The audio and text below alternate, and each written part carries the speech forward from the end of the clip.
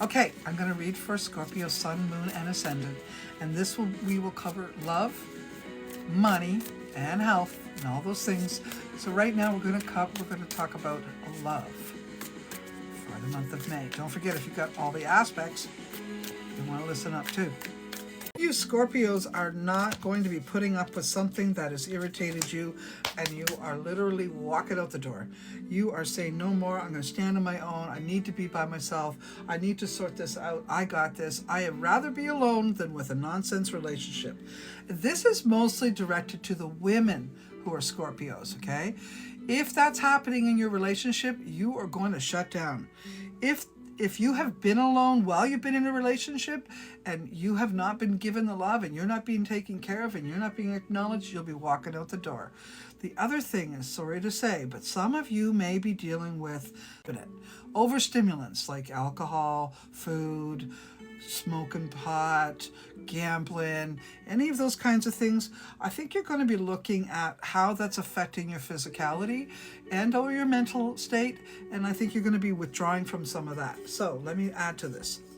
If you're in a relationship and it's going well, no problem. And this is for both sides, male or female.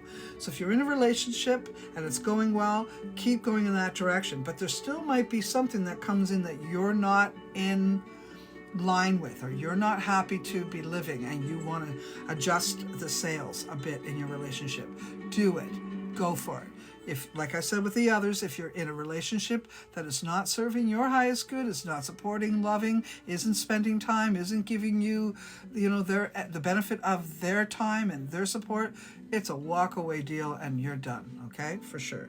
If they're not supportive, if they're not charitable, if they're not generous and kind to you, that's your key to move on. Okay, that's your key, Scorpio. Listen up.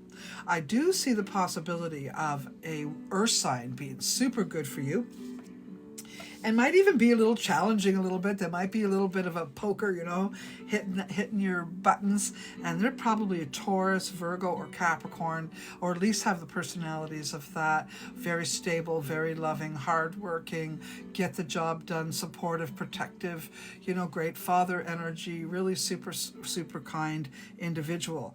They may be, a little bit off the wall a little tiny bit, okay?